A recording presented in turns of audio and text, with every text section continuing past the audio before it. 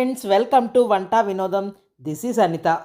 ఈరోజు వీడియోలో అయితే నేను మీకు సగ్గుబియ్యంతో హల్వా చేసి చూపించబోతున్నాను. సగ్గుబియ్యం బెల్లం కాంబినేషన్తో చేసుకునే ఈ హల్వా అయితే సూపర్బ్గా ఉంటుందండి. టేస్ట్ చాలా అంటే చాలా బాగుంటుంది. చేసుకోవడం కూడా చాలా ఈజీ అండి, పెద్ద కష్టమేమీ కాదు. ఇంటికి ఎవరైనా గెస్ట్లు వస్తున్నారంటే వాళ్ళకి స్వీటు హాటు చేసి పెట్టాలి అని ఆలోచిస్తూ ఉంటాం కదండి. అలాంటప్పుడు ఈ హల్వా చేసి పెట్టండి. ఇంట్లో వాళ్ళ మన్ననలతో పాటు గెస్ట్ల మన్ననలు కూడా మీకు అందుతాయి. చాలా బాగుంది, శభాష్, చాలా బాగా చేసావు అనే మంచి మంచి కాంప్లిమెంట్స్ వస్తాయండి. అటువంటి హల్వా అండి ఇది. మరి ఈ హల్వాని సింపుల్గా ఈజీగా ఎలా చేసుకోవచ్చో వీడియోలోకి వెళ్ళి చూసేద్దాం రండి. ఈ హల్వా కోసమైతే ముందుగా ఒక గిన్నెలోకి లావు సగ్గుబియ్యాన్ని నానపెట్టుకోవాలండి. ఇక్కడ నేను కొలత ప్రకారం సుమారుగా ఒక గ్లాస్తో కొలత చూపిస్తున్నానండి. మీకు నచ్చిన గ్లాస్తో మీరు తీసుకోవచ్చు. ఈ గ్లాస్తో ముప్పాతి గ్లాస్ వరకు సగ్గుబియ్యం తీసుకోవాలి. నైలాన్ సగ్గుబియ్యం, చిన్న సగ్గుబియ్యం, సన్న సగ్గుబియ్యం అవేమీ కాదండి. లావు సగ్గుబియ్యం ఉంటాయి చూసారా, మనం వడియాలు పెట్టుకుంటూ ఉంటాం, ఆ సగ్గుబియ్యం తీసుకోవాలి. నేనైతే ఎక్కువగా ఎప్పుడు వరలక్ష్మి బ్రాండ్ అని దొరుకుతూ ఉంటాయండి సగ్గుబియ్యం. అవైతే చాలా బాగుంటాయండి. అటు వడియాలకు కానీ ఇటు సగ్గుబియ్యంతో ఏం చేసుకోవాలన్నా ఆ బ్రాండ్ సగ్గుబియ్యం అయితే చాలా బాగుంటాయి. సగ్గుబియ్యాన్ని గిన్నెలోకి కొలుచుకొని శుభ్రంగా వాటర్ పోసి 1 or 2 టైమ్స్ కడుక్కోవాలి.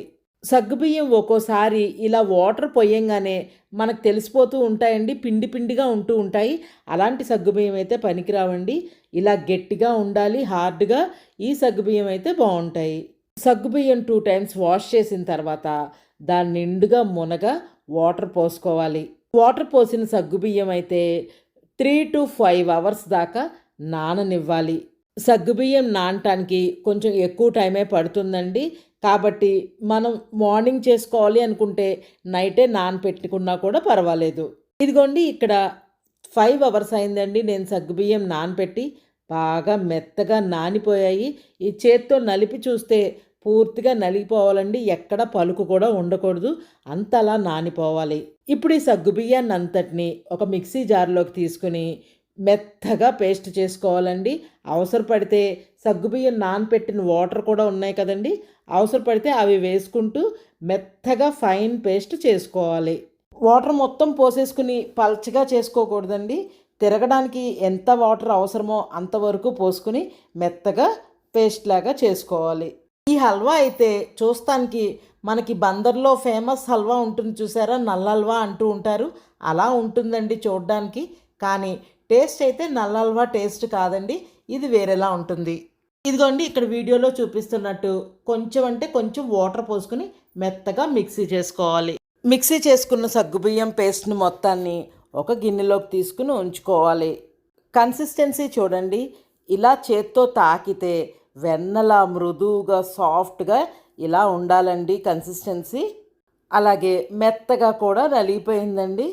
జస్ట్ మిక్సీ జార్లో కూడా కొంచెం వాటర్ వేసి బాగా కలిపి ఆ వాటర్ని కూడా ఈ పేస్ట్లో వేసి బాగా కలుపుకోవాలి. కొంచెం నీళ్ళగా కొంచెం థిక్గా ఉంది కదండి, అలా లేకుండా గెరిటె సహాయంతో మొత్తం వాటరు ఆ థిక్ పేస్టు అన్నీ కలిపి ఒకే కన్సిస్టెన్సీలో ఉండేలాగా చూసుకోవాలి. ఇంక ఇప్పుడు హల్వా చేయడం కోసం బెల్లాన్ని కొలుచుకుంటున్నానండి. నేను ఏ గ్లాస్తో అయితే సగ్గుబియ్యం కొలుచుకున్నానో అదే గ్లాస్తో గ్లాసుడు బెల్లం, అది కాకుండా ఇంకొంచెం బెల్లాన్ని ఎక్స్ట్రా తీసుకుంటున్నానండి. సగ్గుబియ్యం బాగా చప్పగా ఉంటాయి కదండి, ముప్పాతికి సగ్గుబియ్యానికి ఈ మాత్రం బెల్లం పడుతుంది. స్వీట్ కొంచెం తక్కువ తినేవాళ్ళు 1 గ్లాస్ బెల్లంతో కూడా చేసుకోవచ్చండి. ముందుగా బెల్లాన్ని అంతటిని ఒక కడాయిలోకి వేసుకుని తగినన్ని, అంటే సుమారుగా ఒక 1/2 గ్లాస్ దాకా వాటర్ని కూడా వేసుకుని గరిటెతో కలబెట్టుకుంటూ బెల్లం మొత్తాన్ని కరిగించుకోవాలి. ఇక్కడ చూడండి, బెల్లం మొత్తం కరిగిపోయింది. బెల్లంలో ఇంప్యూరిటీస్ ఏమైనా ఉంటూ ఉంటాయి కదండి, అవి ఇప్పుడు ఒక స్ట్రైనర్ సహాయంతో నెట్టు పెట్టుకుని వడకట్టుకోవాలి. ఇప్పుడు ఈ వడకట్టుకున్న బెల్లం వాటర్ని మొత్తాన్ని మళ్ళీ కడాయిలో పోసుకుని పాకం వచ్చేలాగా ఉడికించుకోవాలి. బెల్లం అయితే మాత్రం ముద్ద పాకం వచ్చే వరకు ఇలా ఉడికించుకోవాలి. ఒక 10 మినిట్స్ ఆగేసరికి బెల్లాన్ని చెక్ చేసుకోవాలండి, ముద్దపాకం వచ్చిందో రాలేదో. గిన్నెలో వాటర్ తీసుకుని కొంచెం పాకాన్ని గిన్నెలో వేస్తే 1 సెకండ్ ఆగిన తర్వాత టచ్ చేస్తే ఆ బెల్లం పాకం అంతా కూడా ముద్దలాగా ఫామ్ అవ్వాలి. ఇప్పుడు మీకు వీడియోలో చూపిస్తున్నట్లు ఇలా ముద్దలాగా ఫామ్ అవుతున్నప్పుడు మనం పేస్ట్ చేసుకున్న సగ్గుబియ్యాన్ని మొత్తాన్ని ఈ పాకంలో వేసుకుని బాగా కలపెట్టుకోవాలి. ఇక్కడ చూడండి, మనం వేస్తున్న సగ్గుబియ్యం పేస్ట్ అంతా కరెక్ట్గా వాటర్ సమానంగా కలుపుకుని ఉంచబట్టి ఇందులో వేసేటప్పుడు పర్ఫెక్ట్గా కలిసిపోతూ ఉందండి. అదే థిక్గా ఉన్నా కూడా కొంచెం టఫే అవుతుంది కలపటం. సగ్గుబియ్యం పేస్ట్ మొత్తాన్ని పాకంలో వేసుకుని బాగా గరిటెతో కలపెట్టుకుంటూ ఉండాలండి. దగ్గరుండి కలపెట్టకపోతే అడుగంటే ఛాన్సెస్ ఉంటాయండి. సో దగ్గరే ఉండి చేయి వదలకుండా కలపెట్టుకుంటూ ఉండాలి. ఇలా పాకం అంతా కొంచెం ముద్దలాగా ఫామ్ అవుతున్నప్పుడు ఈ స్టేజ్లో కొంచెం ఒక పెద్ద చెంచాడు నెయ్యిని వేసుకోవాలి. నెయ్యి వేసుకున్నాక ఒక 5-10 మినిట్స్ పాటు అలా దగ్గరుండి కలబెట్టుకుంటూ ఉంటే ఇంకా బాగా దగ్గర పడుతుందండి. ఇప్పుడు ఒక చిన్న గిన్నెలోకి కొంచెం అంటే ఒక పావు చెంచా దాకా సాల్ట్ని తీసుకుని కొంచెం వాటర్ పోసి వాటర్లో సాల్ట్ కరిగే వరకు కలబెట్టి రెడీ చేసుకుని ఉంచుకోవాలి. ఇక్కడ చూడండి, హల్వా దగ్గరుండి ఇలా కలబెట్టుకుంటూ ఉంటే ఇంకా బాగా దగ్గర అయిపోయిందండి. ఈ స్టేజ్లో మనం కలబెట్టి ఉంచుకున్న ఉప్పు వాటర్ని హల్వాలో పోసుకోవాలి. ఉప్పు వాటర్ పోసుకోవడం వల్ల టేస్ట్ ఇంకా ఎన్హాన్స్ అవుతుందండి. బెల్లంలో ఒక్కొక్కసారి ఉప్పతనం ఉంటుందండి. అటువంటప్పుడు ఈ సాల్ట్ వాటర్ పోసుకోనక్కర్లేదు. బెల్లంలో ఉప్పతనం లేకుండా మరీ చప్పగా ఉన్నప్పుడు మాత్రం ఈ సాల్ట్ వాటర్ యాడ్ చేయటం వల్ల టేస్ట్ బాగా ఎన్హాన్స్ అయ్యి బాగుంటుంది. చాలామందికి ఈ హల్వాల్లో ఎప్పుడు పొయ్యి మీద నుంచి దించేయాలి, ఎప్పుడు తయారైనట్టు తెలుస్తూ ఉండదండి. ఇప్పుడు చూడండి, ఇక్కడ హల్వా అంతా ఇంకా జిగురుగానే ఉందండి. తొనలుగా విడిపోతూ ఉంటుందండి. హల్వా ప్యాన్ని వదిలేస్తుంది. అప్పుడు వరకు మాత్రం ఉడికించాల్సిందే. ఇక్కడ చూడండి, ఇందాకటికి ఇప్పటికి కలర్లో చేంజ్ వచ్చింది. హల్వా కూడా ఇంకా దగ్గర పడింది. జస్ట్ అడుగు అంటడం కూడా స్టార్ట్ అవుతూ ఉందండి. ఇంకా ఈ స్టేజ్లో ఇంకో చెంచాడు నెయ్యిని కూడా వేసుకుని బాగా కలుపుకోవాలి. ఇక్కడ చూడండి, వేసిన నెయ్యి అంతా హల్వా పీల్చేసుకోగా అడుగు అంటుతూ ఉంది కదండి. ఆ అడుగు కూడా బాగా లాగుతూ ఉంటే హల్వాలోకి వస్తే చాలా బాగుంటుందండి. ఇంకా ఇక్కడ చూడండి, హల్వా మ్యాక్సిమం రెడీ అయిపోయిందండి. ఇలా కలపెడుతూ ఉంటే ప్యాన్ని వదిలేస్తుంది. హల్వా కూడా తొనలుగా విడిపోతుంది. ఇందాకటికి ఇప్పటికీ తేడాన్ని మీరు గమనించే ఉంటారండి. హల్వాని ఈ స్టేజ్లో ఉండంగా కనుక పొయ్యి మించి దించేస్తే చల్లారేసరికి ఇంకా ముద్దలాగా దగ్గర పడుతుందండి. ఈ స్టేజ్లో కనుక హల్వాని పొయ్యి మించి దించేస్తే చల్లారే కొద్దీ ఇంకా దగ్గర పడిన తర్వాత స్పూన్తో కానీ గెరిటితో కానీ తీసుకుని గిన్నెలోకి పెట్టుకుని సర్వ్ చేసుకోవడానికి వీలుగా ఉంటుంది. లేదు, ఇంకా ముక్కలాగా మనకి రావాలి అంటే ఇంకా చాలాసేపు దగ్గరుండి ఉడికించవలసి ఉంటుందండి.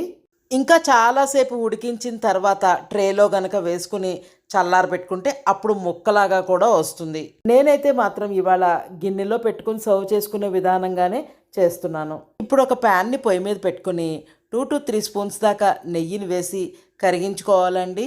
నెయ్యి కరిగిన తర్వాత గుప్పుడు జీడిపప్పును వేసి దోరగా వేగించుకోవాలి. నేతిలో జీడిపప్పు మంచి బ్రౌన్ కలర్ వచ్చే వరకు వేగించుకున్న తర్వాత మనం రెడీగా ఉంచుకున్న హల్వాలో వేసి కలుపుకోవాలి.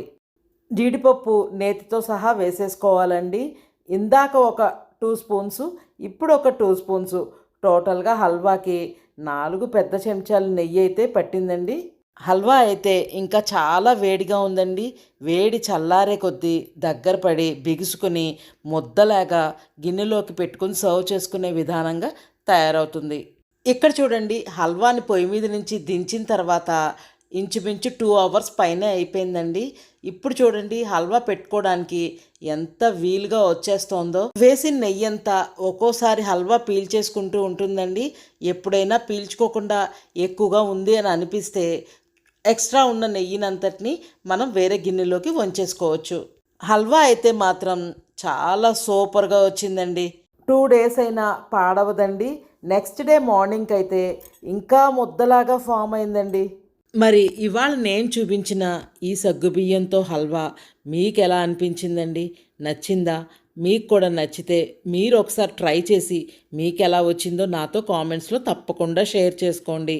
నా వీడియోని ఫస్ట్ టైం చూస్తున్న వాళ్ళు please like, share and subscribe. మరొక మంచి వీడియోతో మీ ముందుంటాను. Thank you so much.